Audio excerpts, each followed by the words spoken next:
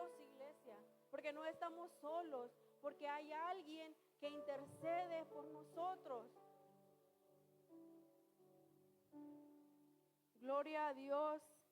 Qué gran esperanza, porque en Él no hay falla. Tuvimos uno que nos falló, pero en el que nos permite estar hoy aquí, no falla. Él es fiel y justo. Esta ayuda nos limpia de todo pecado y nos perdona. Nos ha dejado su Santo Espíritu que nos ayude en nuestras debilidades, como lo dice Romanos 8:26. El Espíritu Santo nos ayuda en nuestras debilidades, pues no hemos de pedir como conviene. No lo sabemos, pero el Espíritu mismo intercede por nosotros con gemidos indeseables. Gloria a Dios por la ayuda que se nos ha dejado, iglesia, que no solamente hay alguien allá en el cielo, sino que hay alguien en nuestro corazón intercediendo por nuestros deseos que no sabemos qué debemos de pedir. Y aquí mismo en Romanos 8, ¿verdad? Nos dice, ¿quién nos separará del amor de Cristo? Tribulación, angustia o persecución, hambre o desnudez, peligro o espada. El 39 del capítulo 8 de Romanos nos dice, ni lo alto, ni lo profundo, ni ninguna otra cosa creada nos podrá separar del amor de Dios, que en Cristo Jesús, Señor nuestro. En Cristo Jesús, Señor nuestro. No hay nada, iglesia, que nos pueda separar de ese grande amor si estamos en Cristo Jesús. Aquí en el versículo 1 vimos que Cristo es nuestro abogado, que intercede por nosotros. Juan nos presenta a este Jesús que se nos había manifestado, a este Dios que se nos había manifestado como nuestro abogado, iglesia. Pero mira qué hermoso que no solamente aboga por nosotros, sino que en el capítulo 2 nos dice que es nuestra propiciación por nuestros pecados, que es la paga para que nosotros hoy podamos tener vida, iglesia. La palabra propiciación es la acción de aplicar o satisfacer la ira de una parte ofendida. Este término conlleva la idea de satisfacción. Jesucristo, por medio del sacrificio en la cruz, satisfació la santidad de Dios y apartó su justa ira de los pecadores que reconocen a Jesús como su Salvador. Como aquel sacrificio perfecto, iglesia. Él vino a hacer la paga, iglesia. Aquello que nosotros nos correspondía, Él tomó nuestro lugar. Todo el peso de la ley que debería haber caído sobre nosotros, cayó sobre Él. Y todo esto se hizo para cumplir el propósito de Dios. Dios estaba en Cristo reconciliando al mundo con Él mismo. Y eso lo podemos ver en 2 Corintios 5:19, que dice que Dios estaba en Cristo reconciliando consigo mismo al mundo, no tomándoles en cuenta a los hombres sus pecados, y nos encargó a nosotros la palabra de reconciliación. Dios estaba reconciliándose consigo mismo a la humanidad, aquella humanidad que le había fallado, iglesia.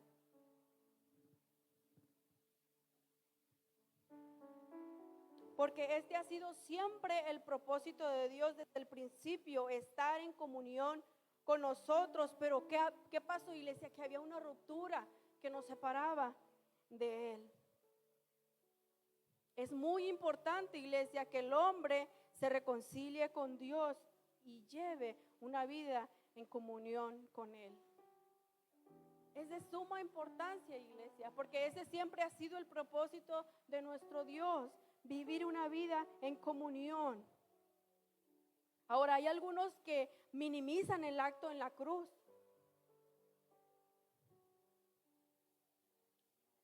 Para ellos no hay nada divino en el sacrificio en la cruz. Un hombre dijo, ¿cómo creer en un padre vengativo que castiga a su hijo por una ofensa que ni siquiera él mismo había cometido. El escritor del libro Exaltando a Jesús en las epístolas de Juan menciona que la obra expiatoria llevada a cabo por Cristo en la cruz es el lugar donde se encuentra la santidad y el amor de Dios, donde se junta su juicio, pero también su misericordia, iglesia. Es que el juicio de Dios sería un Dios injusto si no hubiera quien pagara por los pecados de la humanidad. Pero no había quien, tenía que ser un hombre sin pecado, iglesia. Al Padre le plació quebrantar a su Hijo y hacerlo sufrir, como lo dice Isaías 53:10. Con todo esto, Jehová quiso quebrantarlo, sujetándolo a padecimientos, cuando haya puesto su vida en expiación por el pecado, para más adelante exaltarlo y darle un nombre que es sobre todo nombre, porque dice Filipenses 2:9, por lo cual Dios también le exaltó hasta lo sumo y le dio un nombre que es sobre todo nombre, para que en el nombre de Jesús se doble toda rodilla de los que están en el cielo y en la tierra y debajo de la tierra, y toda lengua confiese que Jesús es el Señor, para gloria de Dios. Si Dios le plació, iglesia, humillarlo hasta lo sumo, pero también lo exaltó, iglesia, y en su exaltación viene la redención para la humanidad. Gloria a Dios, iglesia, por aquel sacrificio que para algunos es insignificante, pero para nosotros trae esperanza en nuestra vida. Pudimos ver la victoria de Jesús en la cruz, nuestra salvación. Para nosotros sí tiene sentido ese sacrificio.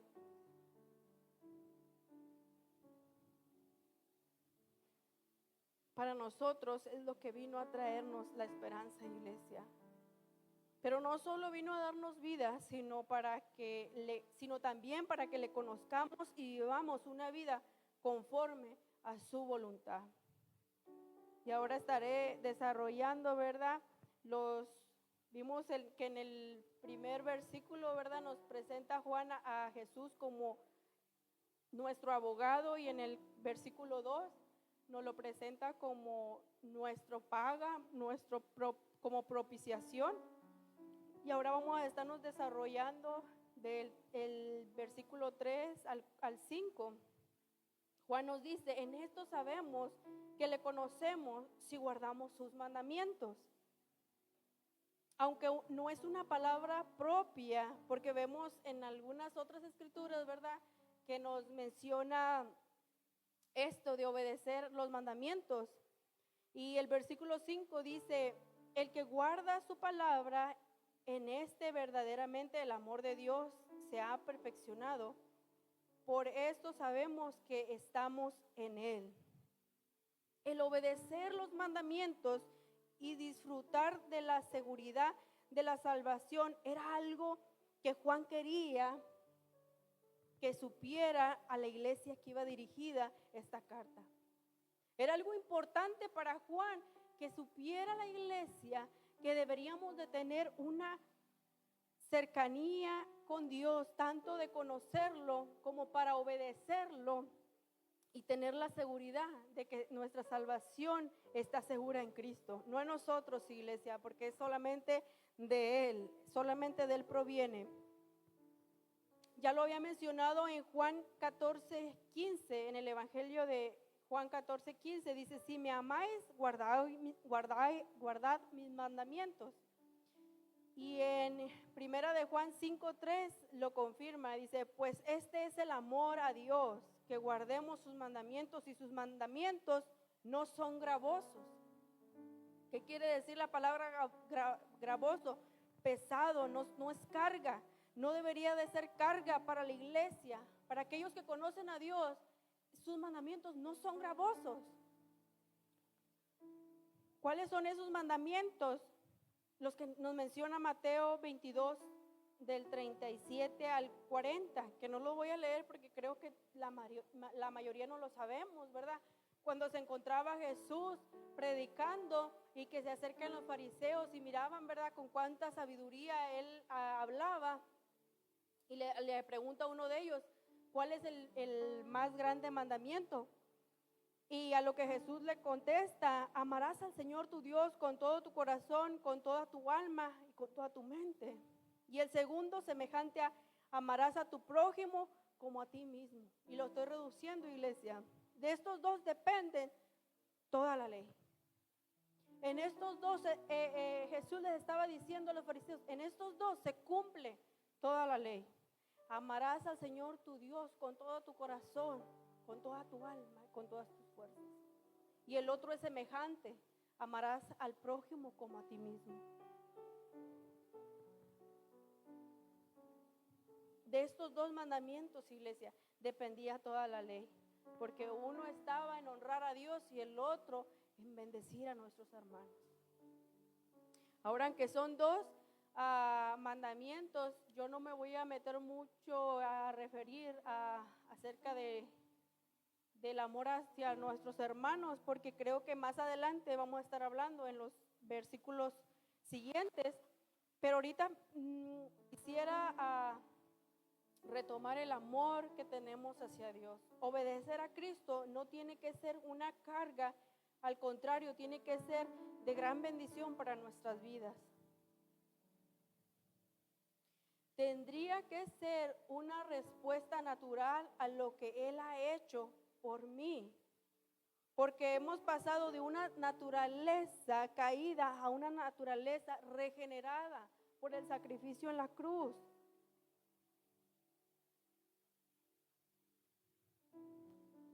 Vemos aquí que si hablamos de los mandamientos, como lo decía un momento, son dos mandamientos.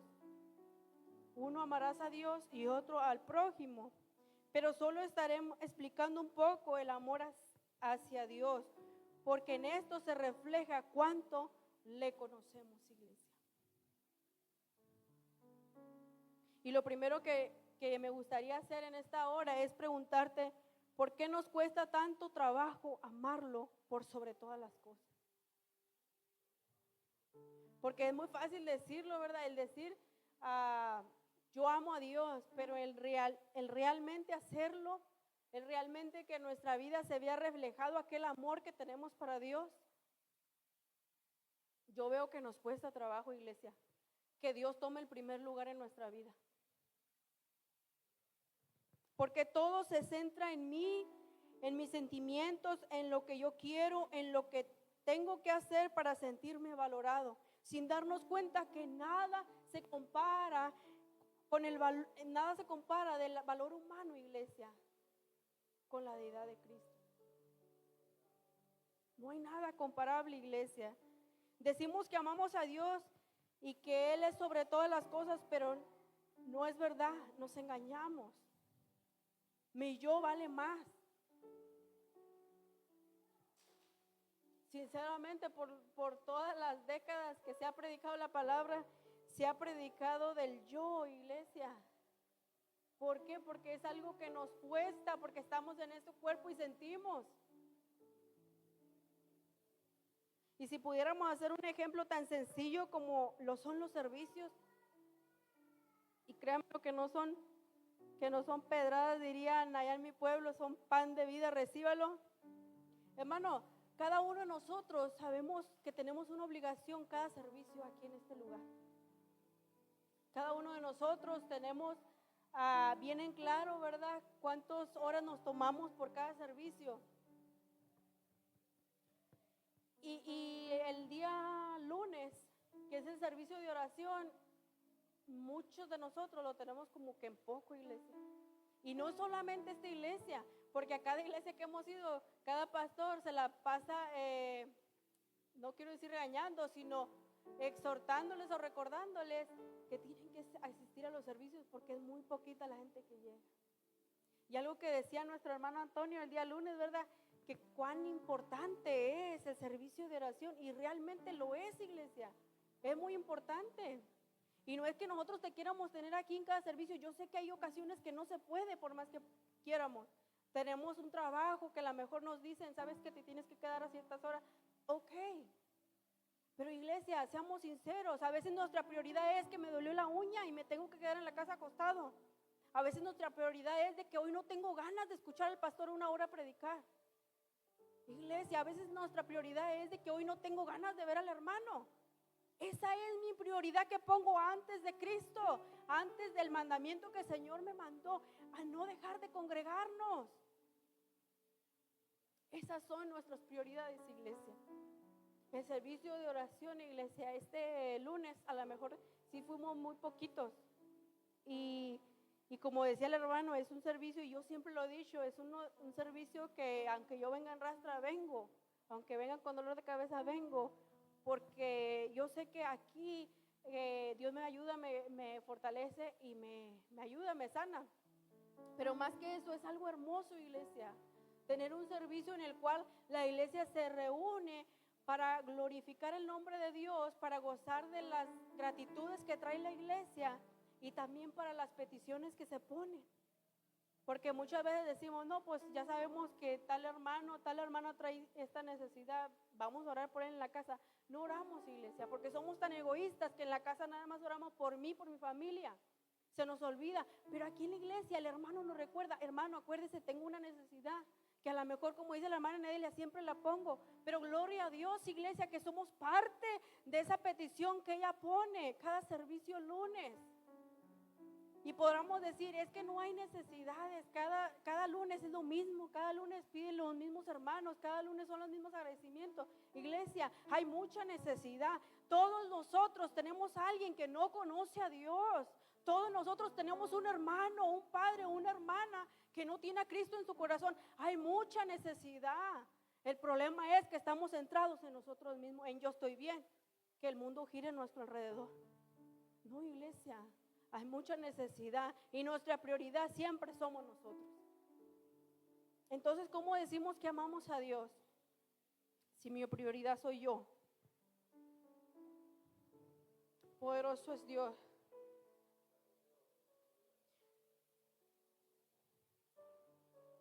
La iglesia cada vez más cree que sabe más y que necesita menos de Dios, iglesia.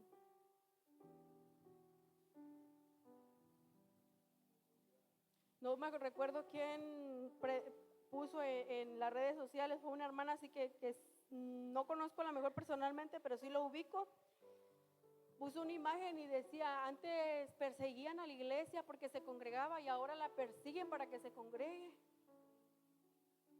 Y es verdad. Un hermano allá en México, un pastor, nos dijo hace mucho tiempo, hermano, porque él nos decía, ¿verdad? Que hermanos, allá hasta los pastores van por la iglesia en una como vencita y dice que estaba una hermana y además le decía, hoy no voy, el siguiente servicio voy. Y ahí el pobre hermano, pues allá es difícil, hermanos, no se tiene para la gasolina y ir de un lado a otro, gastar y para que te diga, no, al siguiente servicio voy. Y decía el hermano, yo creo que la iglesia necesita una persecución como la había en la iglesia primitiva para que busquen verdaderamente a Dios. Y no lo digo esto, iglesia, para meter un temor que tenga que venir algo a tu vida para que busques a Dios. No, de ninguna manera, ese no es mi objetivo. Mi objetivo es de que entres en conciencia que no necesitas estar padeciendo para buscar a Dios, iglesia. No hay necesidad. No hay necesidad, iglesia, de que nos encontremos en el gran pez para entender que es para Nínive. Entendamos, obedezcamos sus mandamientos, iglesia, porque dice su palabra que no son gravosos. Al guardar y obedecer su palabra, mi amor por Jesús crece, madura y es llevado a su meta previa. Aquí radica la belleza del asunto, iglesia. Cuando más conocemos, más amamos. Y cuando más lo amamos, más lo conocemos, iglesia. El conocer más a Dios, iglesia, nos lleva más a amar a Él, tal y como es Él. Sus atributos nos muestran la belleza de lo que es Él y nos enamora más, iglesia. Lo mismo pasa con las parejas, ¿verdad? Cristianas, porque Voy a decirlo de esta manera porque hay matrimonios, ¿verdad?, que no son cristianos y pues no lo ven de esa misma manera. Pero nosotros entre más vamos conociendo a nuestra pareja, más van haciendo ese amor, iglesia. Que nuestra pareja toma otro físico, diferentes formas, pero el amor sigue creciendo porque ya no se ve sobre lo físico, sino sobre lo que tú has conocido de la persona. En eso se basa el amor. Y nosotros de igual manera, entre más le conocemos a Dios, más tiene que haber ese amor en nosotros por Él. Ahora ya casi para finalizar, iglesia, voy a estar, ay Dios mío, no me gusta tardarme mucho, pero ahí me disculpan, lo dividí porque lo iba a desarrollar hasta el 17, pero lo dividí, iglesia, por misericordia, porque hay mucha información. Ahora para casi ya concluir, en el versículo 6 nos dice, el que dice que permanece en Él debe andar como Él anduvo. Juan 15:5 nos dice, yo soy la vid, vosotros los pámpanos, el que permanece en mí y yo en él, este llevará fruto, porque separado de mí nada podéis hacer. El apóstol Pablo en la carta a los Efesios dice en el capítulo 5:1, dice, sed pues imitadores de Dios como hijos amados. Pedro en su primera carta nos dice, Cristo padeció por nosotros, dejándonos ejemplo para que sigamos sus pisadas, iglesia. Y aquí mismo, en la primera carta a Pedro, más adelantito, en el capítulo 2:23, dice, quien cuando le maldecían no respondía con maldición. Cuando padecía, no amenazaba, sino encomendaba la causa al que juzga justamente. Gloria a Dios. Esas pisadas nos dejó el maestro, iglesia. Pero ¿cuánto de nosotros hacemos esto? Le entregamos el asunto a aquel que juzga justamente. Realmente no, iglesia. Nosotros queremos tomar nuestra propia justicia o queremos que Dios actúe conforme a mi justicia, cuando nosotros somos injustos por naturaleza. La vida de Cristo se convierte en mi vida, en mi ejemplo, en mi meta y en mi modelo a seguir, iglesia. Eso debería de estar bien impregnado en nuestra mente, iglesia. Cristo es nuestro modelo a seguir y nos dejó sus pisadas para que andemos en ellas. Dejemos de poner la mirada en mi hermano, en mi esposo, en mi esposa, en mis hijos o en el vecino. Pon tu mirada en Cristo, porque Él no nos falla, iglesia. Todos los demás, todo ser humano nos va a fallar, pero Cristo no nos falla. El permanecer en Cristo es lo que me permite vivir como Él. El amor de Dios se tiene que ver reflejado en la vida de los creyentes. Es la humanidad la que refleja a Dios y no Dios a la humanidad. Nosotros, iglesia, somos el reflejo de aquella santidad. Pero ¿realmente lo estamos reflejando? Para concluir, y en esto analicemos, iglesia. Los verdaderos seguidores de Jesús estamos seguros de su salvación porque lo conocemos, lo amamos y lo obedecemos. En eso hay seguridad, iglesia. Comuniquémonos con Él a través de la oración, iglesia, y respondámosle con obediencia a su palabra y nuestra cercanía con Dios. Eso que nosotros estamos haciendo, orando y obedeciéndole, se verá reflejada en nuestra vida en el trato con los demás. Los demás podrán ver el reflejo que hay en tu vida de una mujer o un hombre que vive en oración y obediencia a Dios, que vive conociendo y amando cada día más y más a su Dios. El hombre lo verá reflejado en nuestra vida, iglesia. Seamos ese reflejo, iglesia. Aquella iglesia verdadera, aquella iglesia que ama, que conoce a su Dios y que lo obedece. Más a lo mejor el siguiente servicio vamos a estar hablando acerca del amor al prójimo. Yo solamente hasta aquí traje este mensaje, iglesia. Seamos una iglesia verdadera, una iglesia que verdaderamente refleje la santidad de Dios, iglesia. Se nos ha dado un trabajo y espero en Dios que, lejos de tirarlo a la basura o de hacer poco caso, que seamos obedientes a su palabra, iglesia. Yo creo que Dios nos ha hablado demasiado para que nosotros tomamos tan en poco su palabra. Nos decimos ser una iglesia reformada, pero de nada nos va a servir reformarnos si no vivimos como reformados. Que el Señor les bendiga, iglesia.